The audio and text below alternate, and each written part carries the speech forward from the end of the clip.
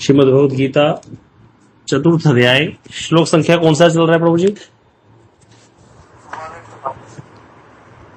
18। इससे पहले सब हो गया ना?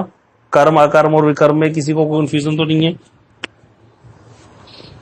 कोई नया ज्वाइन हो उसको पता ना चला हो तो बता देना।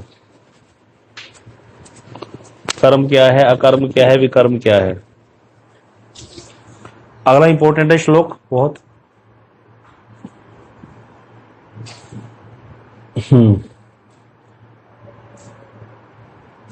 कर्मणि अकर्मय पश्येत कर्मणि अकर्मणि च कर्मय स बुद्धिमान मनुष्येषु स युक्त कृत्सन अकर्म कृत। ये श्लोक उच्चारण कैसे करना है? पहला है कर्मणि, फिर है अकर्म। कर्मणि अकर्मय पश्येत और अकर्मणि च कर्मय, अर्थात यहां पर इसका अन्वय कौन करेगा पहले? हाँ जी वेणुगोपाल प्रभु आप ही करो इसका अन्वय। यह जो कर्मणि कर्म में अकर्म अकर्म च एवं अकर्मणि अकर्म में कर्म कर्म पश्चात देखते हैं स वे मनुष्यों में बुद्धिमान बुद्धिमान है। स वे युक्त योगी कृष्ण कर्म कृत समस्त कर्मों के करता है। जो कर्म में अकर्म एवं अकर्म में कर्म देखते हैं वे मनुष्यों में बुद्धिमान योगी और समस्त कर्मों के करता है। तो इसका अर्थ क्या है कि कर्म में जो अकर्म देखता है, अकर्म में कर्म देखता है। इसका अर्थ समझ नहीं आता देखने से, ऐसे पता नहीं चलता क्या है इसका अर्थ। इसका अर्थ बहुत अच्छे से समझाया है श्री विश्वनाथ चक्रवर्ती पाद जी ने, इसको हम समझेंगे। तो इसमें क्या है बेसिकली, क्या कह रहे हैं? कहते अब देखो कर्म क्या है और कर्म क्या है दोनों समझो पहले तो। कर्म क्या है? शास्त्र विहित कर्म करना कर्म कहलाता है। अकर्म क्या है? यहां पर अकर्म किसकी बात कह रहे हैं कि जो सब कुछ करते हुए भी नहीं करता उसको अकर्म कहते हैं। या फिर अकर्म किसको कहते हैं? आलस्यवश कार्य ना करना अकर्म कहलाता है, वो दोष युक्त है। अकर्म दो प्रकार का है ना, एक तो आलस्य से कुछ नहीं करना, आलस्य से युक्त होकर के, तो वो तो अकर्म जो है दोष युक्त है। लेकिन एक अकर्मणा स्थिति ज्ञानी या भक्तों की होती है कि सब कुछ करते हुए भी कुछ नहीं करते क्योंकि वो आत्मा में स्थित होते हैं, इसलिए वो भी अकर्मणीय है, वो ठीक है। तो यहाँ पर ये कह रहे हैं इनमें से कर्म और अकर्म के तत्व ज्ञान को कर्मणि इत्यादि से बताया जा रहा है कि क्या तत्व ज्ञान है इसका। शुद्ध अंतःकरण वाले व्यक्ति जो हैं, अर्थात राजा होने पर भी कौन से जनकादि राजा जो हुए हैं, राजऋषि हुए हैं, जो ज्ञानवान हैं, संन्यास आदि ग्रहण नहीं करते। तो कोई संन्यास नहीं लिए, जनक जी महाराज राज्य करते थे और क्या करते थे? निष्काम कर्म योग का आश्रय ग्रहण करके कर्म करते थे, अर्थात अकर्म कर रहे हैं। वो कर्म तो कर रहे हैं लेकिन कर्म करते हुए भी उनका कर्म करना नहीं कहलाता, क्योंकि वो क्या है? ज्ञानवान है, शुद्ध अंतःकरण है, उनका चित्त शुद्ध हो चुका है। इसीलिए वो जो भी कर रहे कार्य कर रहे हैं वो बुद्धिपूर्वक सिर्फ एक लोक संग्रह के लिए कर रहे हैं। इसीलिए कहते अब यहां पर इसको कोई देखे कि व्यक्ति राजा भी कर्म कर रहा है, राजा है तो युद्ध भी लड़ेगा, तो कहते वो जो ऐसा देखता है कि यह कर्म नहीं है वह कर्म से नहीं बंधते हैं। मतलब यहाँ पर जो ज्ञानवान है इस प्रकार से शुद्ध अंतःकरण वाले हैं जो राजा जनक आदि, उनके कर्म करने पर भी क्या बोल दिया उनको कि वो कर्म नहीं है। जो इस प्रकार से देखता है वो कर्म में बनेगा नहीं। अब दूसरी बात, अब कौन किनकी बात चल रही है? जो साधु बन गया लेकिन जिसका चित्त भी अशुद्ध है, तत्व ज्ञान का भी अभाव है, लेकिन शास्त्रों को जान करके बड़ी बड़ी बातें करता है। जैसे कोई ऐसा व्यक्ति जिसको शास्त्र ज्ञान तो बहुत है लेकिन अंतःकरण भी अशुद्ध है, एक कनिष्ठ वैष्णव की ही बात लगा सकते हैं हम। तो एक जिसका अंतःकरण अशुद्ध है, तत्व ज्ञान का भी अभाव है, जिसको तत्व ज्ञान का अभाव लेकिन कृष्ण वैष्णव में नहीं होता, तो उसको तो तत्व ज्ञान होता है लेकिन शास्त्रों को जानकर के बड़ी बड़ी बातें करने लगे। ऐसे सन्यासी, कोई व्यक्ति सन्यास ग्रहण कर ले और अंतःकरण भी अशुद्ध है, तत्व ज्ञान का भी अभाव है और शास्त्रों को जानकर थोड़ा बहुत बड़ी बड़ी बातें करने लग गया, तो अब वो क्या करेगा? कुछ भी कार्य नहीं करेगा। सन्यास ले लिया उसने तो कोई जॉब नहीं करेगा, कुछ नहीं करेगा, कर्म करना बंद कर दिया। अब इसके अकर्म को जो व्यक्ति क्या देखते हैं? कर्म को देखते हैं। अकर्म में भी कर्म को देखता है, वो क्या है? अर्थात ऐसे जो व्यक्ति हैं जो दुर्गति कराने वाले कर्म बंधन की उपलब्धि करते हैं, अर्थात जिनको ये समझ में आ गया भैया ये सन्यासी ढोंगी है इसीलिए इसकी दुर्गति होगी, इसका कर्म बंधन लागू होगा इस पर, तो वो बुद्धिमान है। समझ में आया? मतलब ऐसा कोई सन्यासी जो ढोंगी है, जो भजन नहीं कर रहा और भजन भी नहीं कर रहा और कर्म भी नहीं कर रहा, सन्यास का चोला पहन लिया, ये ऐसे सन्यासी ज्यादातर ज्ञानी मतों में ज्यादा मिलते हैं जो शंकर संप्रदाय में आते हैं, जो पीछे अपने ज्ञानानंद, विशुद्धानंद, इस तरह के आनंदानंद पीछे शब्द होता है। ऐसे लोग जो होते हैं वो क्या करते हैं, संन्यास ग्रहण कर लेते हैं, कर्म करना बंद कर दिया, भक्ति कर नहीं रहे और बड़ी बड़ी बातें करते हैं शास्त्र की, हम ब्रह्मोस्मि, हम ब्रह्मोस्मि। और वो क्या है, अब इसका क्या है, अकर्म नहीं कहलाएगा, ये कर्म बंधन की उपलब्धि करेंगे, दुर्गति प्राप्त होगी इनको। इसीलिए कहते हैं ऐसा जो देखता है वो बुद्धिमान है। पहले प्रकार का पुरुष क्या कर रहा है, सभी कर्मों को करता है। कौन? जनक आदि राजा जो ज्ञानवान है, कोई संन्यास नहीं ग्रहण किया, कर्मों को कर रहे हैं सब प्रकार के। परंतु जो वाचाल और स्वयं को ज्ञानी समझने वाला, वो स्वाभिमानी व्यक्ति की संगति और उपदेश से संन्यास ग्रहण नहीं करता। जो वाचाल है, अर्थात जो ऐसा जनक आदि राजा जो है, ऐसे किसी व्यक्ति की संगति से अपने आप को मतलब प्रेरित होकर के संन्यास ग्रहण नहीं करते। जैसे उनको कोई ऐसा ढोंगी सन्यासी मिल जाए और कहे भैया तुम्हें तो सब ज्ञान हो गया है, तुम्हारा अंतःकरण शुद्ध है, तुम राजा होकर के क्यों इस प्रकार के कार्य कर रहे हो, छोड़ो ये सब, चलो हम मुक्ति के लिए प्रयास करेंगे। तो ऐसे व्यक्तियों की बातों में वो आते नहीं है। कहते उस अभिमानी व्यक्ति की संगति या उपदेश से संन्यास ग्रहण नहीं करते राजा ऐसे। तो इसीलिए शिव भगवान ने भी यही कहा है कि जो ज्ञान और वैराग्य से रहित है और अजित है, मतलब जिसने अभी अपनी 6 इंद्रियों को जीता नहीं है, परवल इंद्रिय रूप सारथी के द्वारा जो प्रचालित हो रहा है, मतलब जिसका मन कभी कुछ खाने को कर रहा है, कभी कहीं घूमने को कर रहा है, कहीं बहुत कुछ कर रहा है जिसका मन अभी, मतलब जो अपनी इंद्रियों के द्वारा वशीभूत होकर के कार्य कर रहा है, लेकिन उसने त्रिदंड संन्यास ग्रहण कर लिया, अभिनय कर रहा है क्या कि मैं सन्यासी हूं, लोगों को दिखा रहा है। ऐसा जो व्यक्ति है विषय वासनाग्रस्त आत्मघाती पुरुष, आराध्य देवताओं को, अपने आत्मा को और आत्मस्थित मुझे वंचित करके स्वयं भी दोनों लोकों से वंचित हो जाता है। ना तो उसका ये लोक में कल्याण होता है, ना ही उसका परलोक में कल्याण होता है। ऐसा श्लोक 3रे अध्याय में भी आया था। तो जो ढोंगी है, मिथ्याचारी है, इसकी बात चल रही है यहाँ पर। तो इसीलिए कहते ऐसे व्यक्ति देखा जाए संन्यास ग्रहण कर लिया तो इसका तो अकर्म हो गया। अब कोई व्यक्ति कहे भैया ये तो बाबा जी बन गए, अकर्म हो गया, इनकी तो अकर्मणा स्थिति है। बोले नहीं, अकर्मणा नहीं है, अकर्म में भी कर्म देखता है। इसमें जो बुद्धिमान है वो इसके अकर्म में कर्म देखेगा। इसीलिए तो सन्यासी की निंदा होती है अगर कोई गलत आचरण करे। तो यहाँ पर ये समझने वाली बात है। तो निष्काम कर्म योगी के सभी कर्म संन्यास रूप अकर्म है। जो निष्काम कर्म योग का आश्रय ग्रहण करके बैठा है, चाहे संसार में ही रह रहा है, जो भी कर रहा है कर्म होने पर भी वो कर्म नहीं कहलाएगा, वो कर्म संन्यास रूप अकर्म ही कहलाएगा। क्यों कहलाएगा? क्योंकि उसकी आसक्ति नहीं है फल के प्रति। निष्काम कर्म योग क्या अर्थ है? फल की आसक्ति त्याग दी, निष्काम हो गया, फिर कर्म करा और उसको भगवान को अर्पित भी कर दिया। इसीलिए उसका कोई लेना देना नहीं रहा बीच में। पहली बात तो फल की आसक्ति ही नहीं है, उसको फल चाहिए। और दूसरी बात जो फल जो मिला भी उसको, निष्काम कर्म किया उसने कर्म, उसको भी उसने भगवान को अर्पित कर दिया, इसीलिए उसका अकर्म है। एवं कर्म त्याग ही उसका निष्काम कर्म अनुष्ठान है। तो यहाँ पर कहते ये जो कर्म अनुष्ठान है उसका निष्काम कर्म अनुष्ठान क्या है? कर्म त्याग। तो ये कहलाएगा। इस तरह से उसका कोई कर्म लागू नहीं होगा उस पर। वे सभी कर्म को करने पर भी कर्मी नहीं होते, उन पर कोई कर्म बंधन लागू नहीं होगा। अकर्म तथा कर्म उनके लिए समान ही है, चाहे वो कर्म करें चाहे वो कुछ भी ना करें, वो निष्काम ही है। क्योंकि निष्काम हो गए हैं इसीलिए उनका कुछ भी लागू नहीं होता, उन पर कर्म थ्योरी लागू ही नहीं होती। चाहे कर्म ना हो जाए, वो राजा जनक आदि कुछ भी ना करें, चाहे सब कुछ भी करते रहें, तो भी उन पर लागू, क्योंकि उनको फल की इच्छा ही नहीं है, उनकी आसक्ति ही नहीं है उस चीज में। इसके विपरीत दुराचारी और अहंकारी आत्म प्रशंसक ज्ञानी लोग निंदनीय हैं। इसके विपरीत क्या है? जो दुराचारी है और अहंकारी है, अपनी आत्मा की अपनी प्रशंसा करता है स्वयं ज्ञानी होकर के, मैं ब्रह्म को प्राप्त हूं, मैं ब्रह्म हूं, ऐसी बात करता है। और दुराचारी है अर्थात कोई भी आचरण नहीं कर रहा, भगवान का भजन भी नहीं कर रहा, और संसार के कार्यक्रम का जो सिस्टम बनाया ठाकुर जी ने, भगवान ने कर्म सिस्टम बनाया जो, उसको भी फॉलो नहीं कर रहा। तो इसीलिए वो क्या हो गया? दुराचारी हो गया। अपनी आत्मा की प्रशंसा और उल्टा वंचना कर रहा है लोगों की कि मैं बाबा जी हूं, इस तरह से। तो वो लोग निंदनीय हैं, ये समझाया जा रहा है। अब देखो इसकी एक एग्जांपल आती है कि गोपियां एक बार जो है दुर्वासा ऋषि के पास जाना चाहती थी, यमुना जी बहुत चढ़ी हुई थी। तो वहां पर जाकर गोपियों ने कहा कृष्ण से कि हमें दुर्वासा जी के पास जाना है, लेकिन यमुना जी में तो बहुत बाढ़ आई हुई है, तो हम कैसे जाएं? तो भगवान ने कहा तुम जाके यमुना जी को बोलो अगर कृष्ण ब्रह्मचारी है तो हमको रास्ता दे दो। और जाकर गोपियों तो हैरान होगी पहले तो ये बात सुनकर कृष्ण की, ये तो रोज रास करते हैं निकुंज में हमारे साथ, और ये ब्रह्मचारी कैसे हो गए? लेकिन फिर भी गोपियों ने जब ऐसे हाव भाव प्रकट किए तो कृष्ण का एक बार जाके बोलो तो सही। तो जाकर जब बोला तो क्या हो गया? यमुना जी ने रास्ता दे दिया। अब गोपी हैरान होगी, जाकर पहुंची वहां दुर्वासा जी को सब प्रकार के 56 प्रकार के व्यंजन भोग लगाए, सारी चीजें दुर्वासा जी खा गए, सब कुछ ग्रहण कर गए, इतना कुछ बना के लेके गई थी गोपियां भर भर के पराते।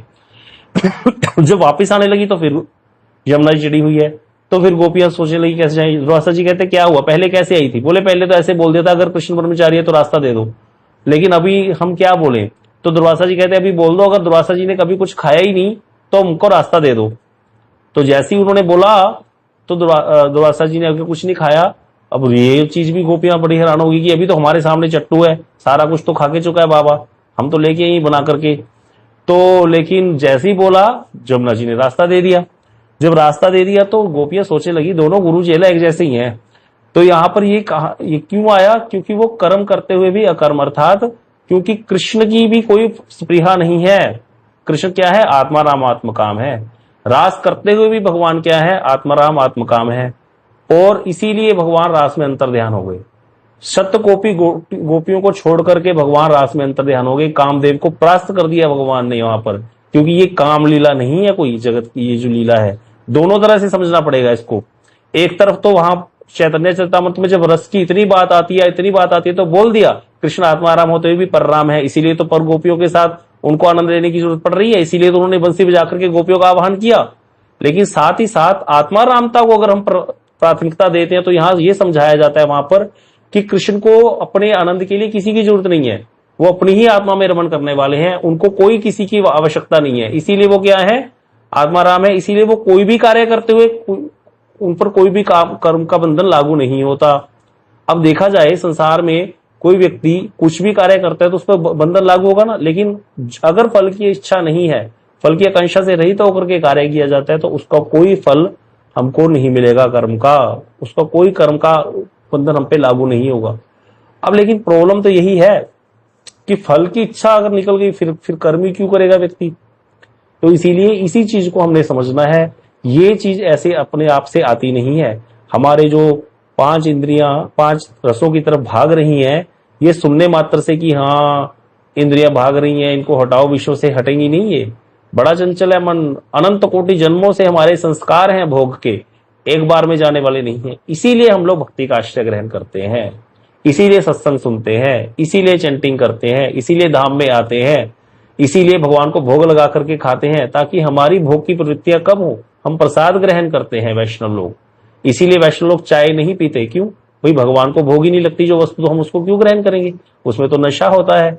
इसीलिए हर वस्तु को धीरे धीरे कृष्ण से संबंध युक्त होकर के ग्रहण करना शुरू करते हैं, तब जाकर के बहुत जल्दी चित्त परिवर्तन होता है। अदरवाइज जितने भी मेथड बताए गए ज्ञान के, कर्म कांड का बहुत विस्तार है शास्त्रों में, ज्ञान कांड का बहुत विस्तार है, लेकिन उससे कुछ होता नहीं है।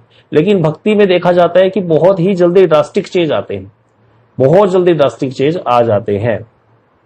तो इसीलिए यहां पर यह बताया जा रहा है कि भाई जो कर्म में कर्म देखता है और अकर्म में कर्म देखता है, अर्थात कर्म करते हुए भी कोई कर्म नहीं कर रहा, वो कौन? जनकादि राजा ज्ञानवान जो है, सब कुछ कर रहे हैं लेकिन कुछ भी नहीं कर रहे। और ऐसा ज्ञानी जो सब कुछ छोड़ करके बैठ गया, संन्यास ग्रहण कर लिया, लेकिन हृदय में कामनाएं वासनाएं भरी पड़ी हैं, उसका कर्म कहलाएगा। यद्यपि वो कुछ भी नहीं कर रहा, लेकिन उसका सारा कुछ कर्म कहलाएगा। तो ये श्लोक इस तरह से है। दुर्वासा जी का भी जो एग्जाम्पल थी वो भी इसी प्रकार से, क्योंकि दुर्वासा जी की कोई इच्छा नहीं थी वहां पर कुछ भी ग्रहण करने की, कोई फल की इच्छा नहीं है उनको, इसीलिए उन पर कोई कर्म लागू नहीं होता, इसीलिए उन्होंने सब कुछ खा करके भी कुछ नहीं खाया। यही बात वहां पर भी लागू होगी। यस्य सर्वे समारंभा काम संकल्प वर्जिता ज्ञानाग्नि दग्ध कर्माणम तमाहु पंडितम बुधा। इसका अन्वय कीजिए सुनीता दीदी। हरे कृष्णा प्रभु जी। अन्वय यस्य सर्वे समारंभा सभी कर्म काम संकल्प वर्जिता कामना और संकल्प से रहित है। च तथा ज्ञानाग्नि दग्ध कर्माणम ज्ञान रूप अग्नि से दग्ध हो गए हैं। तम उनको बुधा ज्ञानाग्नि पंडितम पंडित आहु कहते हैं। अनुवाद: जिनके सभी कर्म कामना और संकल्प से रहित है तथा ज्ञान रूपी अग्नि से दग्ध हो गए हैं, ज्ञानी लोग उनको पंडित कहते हैं। तो क्या अर्थ है इसका, इसको समझते हैं। कहते हैं जिस अर्थात यहाँ पर भी वही कामना की छोड़ने की बात कह रही है, निष्काम कर्म योग की बात ही कही जा रही है। इसको पढ़ते हैं विष्णु चक्रवर्तीपाद जी की टीका को, कुछ खास नहीं है इसमें, बस वही बात कह रहे हैं कि जो पूर्व कथित विषय है उसी को दोबारा समझा रहे हैं 5 श्लोकों में विस्तार पूर्वक कि क्या हो जाओ, काम संकल्प वर्जिता, फलाकांक्षा से रहित हो जाओ। जो फलाकांक्षा से रहित है, फल की इच्छा नहीं करता, समारंभा बलि भांति आरंभ किए गए सभी कर्म उसके द्वारा, ज्ञान अग्नि दग्ध कर्मा, शास्त्र विहित कर्म कर रहा है वो, और निषिद्ध कर्म उसने त्याग कर दिए हैं। तो इसीलिए कहते हैं उसके जो कर्म है वो दग्ध हो गए हैं, ज्ञान रूप अग्नि से दग्ध हो गए हैं सारे कर्म, क्योंकि वो शास्त्र विहित कर्मों को कर रहा है और जो कर्म शास्त्र में वर्जित किए गए उसको नहीं कर रहा। तो इस तरह के ज्ञान से उसके सारे कर्म दग्ध हो गए हैं। इसके द्वारा 17वें श्लोक में वर्णित विकर्म की गति समझनी चाहिए। यहाँ यह भी विवृत हुआ कि जो विकर्म की गति बताई थी ना 17वें श्लोक में, क्या बताया था कि भाई यहाँ पर जो पहले ज्ञानी बताया, कौन से, जो जनकादि राजा है, उनकी तो गति हो जाएगी क्योंकि उनका कर्म करते हुए भी कोई कर्म नहीं करते, वो कर्म में अकर्म देखना हो गया। और विकर्म की गति भी इसलिए कैसे समझेंगे, इससे उल्टा ले लो कि जिसकी फल की आकांक्षा है, यहाँ पर तो फल की आकांक्षा रहित बोल दिया, तो अन्वय और व्यतिरेक रूप में समझेंगे तो जिसकी फल की आकांक्षा है और जो कर्म कोई भी नहीं कर रहा, लेकिन यहाँ पर तो क्या कि सभी कर्म कर रहा है, फल की आकांक्षा से रहित होकर कर रहा है। फल की आकांक्षा है लेकिन कर्म कोई नहीं कर रहा, मतलब भोग की इच्छाएं बड़ी पड़ी हैं अंदर और कर्म करना त्याग कर दिया, भक्ति भी नहीं कर रहा। ऐसा जो ज्ञानी है उसको विकर्म की गति समझनी पड़ेगी, उसको विकर्म लग जाएगा। और यहाँ पर किसको बताया गया कि फल की आकांक्षा नहीं है लेकिन कर्म करते हुए भी क्या है, वो सारे कर्म उसके ज्ञान रूपी अग्नि से दग्ध हो गए हैं, इसीलिए उसको क्या हो जाएगा, कोई भी कर्म थ्योरी उस पर लागू नहीं होगी। इस प्रकार जैसे अधिकारी के लिए कर्म को अकर्म के रूप में देखना उचित है, उसी प्रकार विकर्म को भी अकर्म के रूप में देखना उचित है। यह पूर्व श्लोक की संगति ही है, मतलब पहले वाले श्लोक को पुष्ट कर रहा है ये श्लोक। समझ में आया? तो यही बात यहाँ पर बताई जा रही है। अगले गुरुदेव कह रहे हैं वृत्ति में, जो लोग फलाकांक्षा से रहित होकर के सारे कर्मों का अनुष्ठान करते हैं, वे निष्काम कर्म योग से उदित ज्ञान अग्नि के द्वारा शास्त्र विहित और निषिद्ध कर्म समस्त कर्मों को जला डालते हैं। ऐसे महात्मा को ज्ञान अग्नि दग्ध कर्मा कहा जाता है कि जो व्यक्ति फल की आकांक्षा से रहित हो गया है, अब जो भी कार्य करता है उसके वो निष्काम कर्म योग से होकर के, अर्थात जो कार्य करता है उसको अर्पित भी कर देता है भगवान को। ऐसी जो चीज है निष्काम कर्म योग है, उससे क्या होता है, वो व्यक्ति कहलाता है ज्ञान अग्नि दग्ध कर्मा। उसके सारे जो कर्म है वो ज्ञान रूपी अग्नि में दग्ध हो जाते हैं, नष्ट हो जाते हैं, उस पर कोई कर्म बंधन लागू नहीं होता। यही यहाँ पर ये समझाया जा रहा है। अगले सारे श्लोक वैसे ही हैं। त्यक्त्वा कर्म फलासंग नित्य तृप्तो निराश्रय कर्मणि, क्या है, कर्मणि अभिप्रवृत्त नैव अभिप्रत्योपि नैव किंचित करोति स। प्रीति दीदी आप कीजिए इसका अन्वय। जी या जो कर्म फल में आसक्ति का त्यक्त्वा परित्याग कर नित्य तृप्त, अपने नित्य आनंद में परितृप्त है, निराश्रय योग क्षेम के लिए आश्रय की अपेक्षा नहीं करते, काम में कर्मणि कर्म में अभिप्रवृत्त भली भांति प्रवृत्त होकर भी किंचित कुछ भी ना करोगे नहीं करते। वही वाली बात है। ठीक है, गाइए, बोलिए। जो कर्म फल में आसक्ति का परित्याग कर अपने नित्य आनंद में परितृप्त है एवं योग क्षेम के आश्रय के लिए चेष्टा नहीं करते, वे कर्म में भली भांति प्रवृत्त होकर भी कुछ नहीं करते। तो यहाँ पर भी वही बात कह रहे हैं कि जिसने कर्म फल में आसक्ति त्याग कर दी, अपने आनंद में रहते हैं, योगक्षेम के लिए चेष्टा नहीं करते। मतलब रोटी कपड़ा और मकान ये तो बिल्कुल बेसिक नीड्स हैं, तो फिजियोलॉजिकल नीड्स के लिए भी वो कुछ नहीं करते, अपनी जो उनको चाहिए उसके लिए कोई चेष्टा नहीं करते, तो वो कर्म में भली भांति प्रवृत्त होकर के भी कुछ नहीं करते, मतलब उन पर कोई कर्म बंधन लागू नहीं होता क्योंकि उन्हें आसक्ति का ही त्याग कर दिया, फल की आकांक्षा से रहित हो गए हैं। तो इसीलिए आगे बता रहे हैं श्री भावानुवाद में श्रील विष्णु चक्रवर्तीपाद जी, नित्य तृप्त का तात्पर्य है नित्य निज आनंद में तृप्त, प्रभु जी करना नीचे, नित्य निज आनंद में तृप्त रहते हैं। और निराश्रय का तात्पर्य है अपने योगक्षेम के लिए किसी का आश्रय ग्रहण नहीं करते हैं, मतलब किसी के भी अधीन नहीं रहते, वो अपने आनंद में तृप्त रहते हैं। तो इसीलिए इसको कहते हैं अप्राप्त वस्तु को लाभ जो जोड़ना और क्षेम का होता है उसकी रक्षा करना। तो वो योग और क्षेम दोनों की चिंता नहीं करते। योग होता है जुटाना, चीजों को इकट्ठा करना, फिर उसकी रक्षा करना, इनसे वो परे हो जाते हैं। कौन? जो फल की आकांक्षा से रहित हैं। इसी को पुष्ट करता हुआ ये श्लोक आगे की 4-5 श्लोक ऐसे ही हैं। निराशीयत चित्तात्मा, एक तो ये ना टूटी हुई है, दिखता नहीं है यहाँ पर। निराशीयत चित्तात्मा त्यक्त सर्व परिग्रह शारीरम केवलम कर्म कुर्वन् आपनोति किल विषम। हाँ जी, इसका अन्वय कीजिए सनातन प्रभु जी, आप कीजिए। हाँ सनातन प्रभु, हाँ जी प्रभु जी कीजिए। जो कामना शून्य है, यद चित्तात्मा जिनके चित्त और देह से अंत है, त्यक्त सर्व परिग्रह जो सभी प्रकार के भोग सामग्रियों का परित्याग कर चुके हैं, केवल शरीर की रक्षा के लिए कर्म करते हुए किल विषम न अपनौती पापग्रस्त नहीं होते हैं। अनुवाद: जिनके चित्त और देह से अंत है तथा जो कामना शून्य है, जिन्होंने सभी प्रकार की भोग सामग्रियों का परित्याग कर दिया है, ऐसे पुरुष केवल शरीर की रक्षा के लिए कर्म करते हुए भी पापग्रस्त नहीं होते हैं। ये भी वही चीज आ गई दोबारा। सारे अगले 4-5 श्लोक इसी को पुष्ट कर रहे हैं। मतलब क्या है कि जिनका चित्त और देह संयत है, मतलब जो कामना से शून्य हो गए, जिन्होंने अपनी इंद्रियों को वश में कर लिया, सारी भोग सामग्रियों का परित्याग कर दिया, 5 ज्ञान इंद्रियों से 5 प्रकार के भोग भक्त है जी उसको नहीं करते, वो ऐसे पुरुष कहते हैं शरीर की रक्षा के लिए। अब देखो शरीर है तो पेट है तो भोजन तो मांगेगा, इसीलिए जो वो थोड़ा बहुत कर्म करते भी हैं पेट भरने के लिए, क्योंकि उनकी फल की आकांक्षा नहीं है, क्योंकि उनको किसी प्रकार का स्वाद नहीं है जीवा का, ना देखने का, ना सुनने का, सब प्रकार के स्वाद से रहित हो गए हैं। ऐसे जो व्यक्ति हैं जो शरीर की रक्षा के लिए कर्म कर रहे हैं, सिर्फ करते हुए भी पाप से ग्रस्त नहीं होते।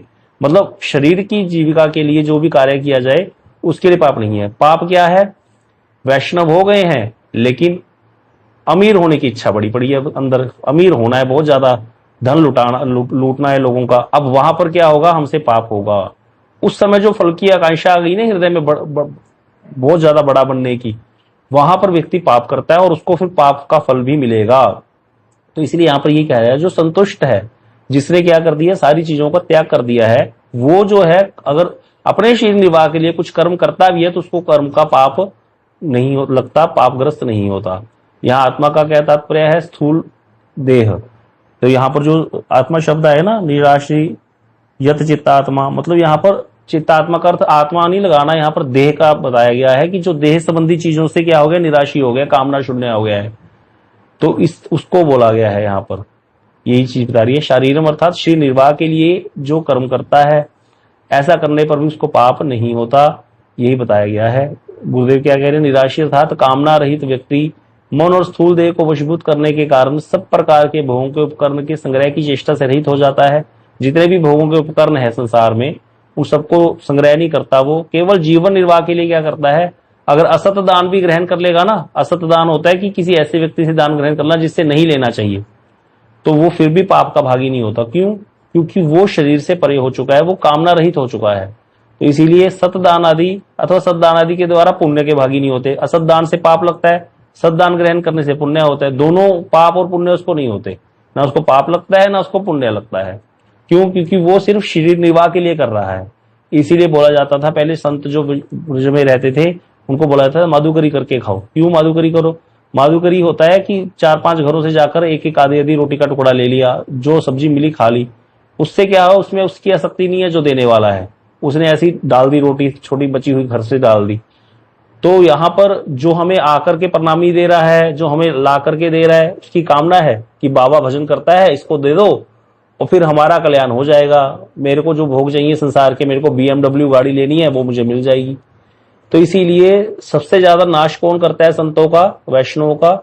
जो अमीर व्यक्ति है, जब कामना से भरा हुआ व्यक्ति अगर कोई जाता है, किसी संत के अगर बहुत रिच चेले हैं ना, तो बस वो तो गए महाराज जी, तो बस, क्योंकि भजन तो उनको करना नहीं होता अमीर लोगों को। क्योंकि अमीर व्यक्ति के अंदर बहुत ही कम 0.00000% चांस होगा कि उसके अंदर भजन की वृत्ति जग गई।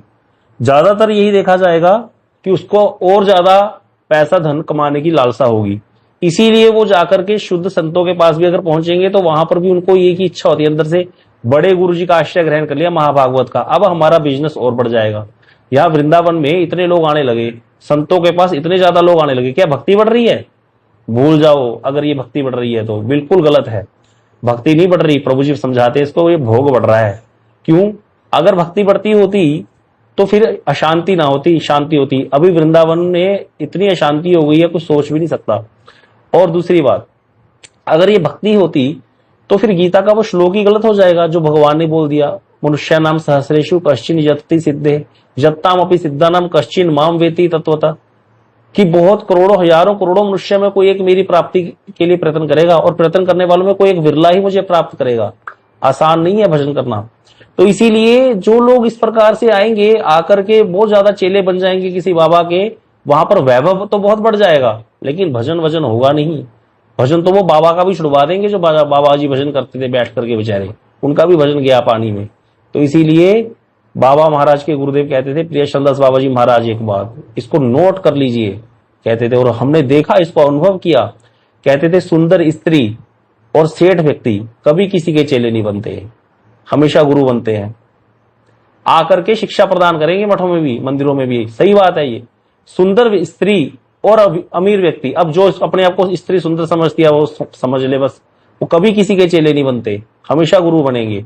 इसीलिए साधकों को विशेष सावधान रहना चाहिए। मेरे जैसों को तो खास करके बताते थे वो बाबा महाराज, जो प्रचार कर रहा है, मेरे गुरुदेव 5 लोगों के नाम लेते होते थे, जो प्रचार करता है, जो पुजारी है मंदिर में, जो कथा करता, जो मठाधीश है, जो मठ को संभाल रहा है, जो कीर्तन करता है कीर्तनीय, और जो कलेक्शन करता है, लोगों से पैसा संग्रह करता है मठ की सेवा के लिए। 5 लोगों को अति सावधान रहना चाहिए, अति सावधान, क्योंकि सारे ज्यादा लोगों के साथ मिलना जुलना इन लोगों का होता है।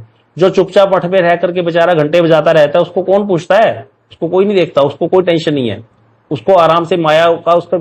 जो सारा दिन लोगों के संपर्क में है, लोग आकर उसको प्रभु जी प्रभु जी प्रभु जी करते रहते हैं और ला करके सामान देते रहते हैं इतना इतना, और उनको क्या भक्ति करनी है? आसान है भक्ति करना कोई? हम सब छोड़ के आके बैठे, मेरे अंदर तो उठता नहीं है कि मैं भजन कर लूं प्रॉपर वे से। भजन जो घर में बैठा है गृहस्थ में, कहां कर लेगा भजन? इच्छा रहती ही है भोग की संसार में रहते हुए कि हम बढ़ जाएं आगे, संसारी चीजों को और इकट्ठा कर ले। आसान नहीं है इनको छोड़ना चीजों को। तो इसीलिए क्या होता है, वो चीजें व्यक्ति का नाश कर देती हैं। तो इसीलिए बाबा महाराज के गुरुदेव हमेशा बोलते थे, सुंदर स्त्री और सेठ व्यक्ति कभी किसी के चेले नहीं बनते, हमेशा गुरु बनेंगे। थोड़ी देर आकर के प्रभु जी करके माथे टेकेंगे, बाद में सारा अपने हाथ में कर लेंगे कंट्रोल आश्रम का, फिर उनके हिसाब से चलते हैं। अब गुरु जी भी बेचारे सरल होते हैं, कुछ कुछ बातों में आ जाते हैं, उनको लगता है सब ठीक चल रहा है, तो फिर बस जो ऐसे ही चलता रहता है फिर मामला। गुरु शिष्य अंध बधिर कर लेखा, एक नहीं सुनी एक नहीं देखा, गोस्वामी जी लिखा है। गुरु और शिष्य का अंधे और बहरे का रिश्ता है कलयुग में, एक को दिखता नहीं एक को सुनता नहीं, गुरु जी को दिखता नहीं चेले को सुनता नहीं। तो इसीलिए इस चीज से विशेष सावधान रहना चाहिए सबको। भजन के लिए हम इकट्ठे हुए हैं, भजन ही करना है, चाहे थोड़ा कम कर ले लेकिन करना भजन ही है बस, और कुछ नहीं करना। नहीं तो भाई संसार में तो अपना जो कर रहे हो करते रहो, कोई चिंता नहीं है। वो पहले भी कर रहे थे, अनंत कोटि जन्मों में यही करते आ रहे हैं। समय हो गया है। वांछा कल्पतरुभ्यश्च कृपा सिंधुभ्यश्च पतितानां पावनेभ्यो वैष्णवेभ्यो नमो।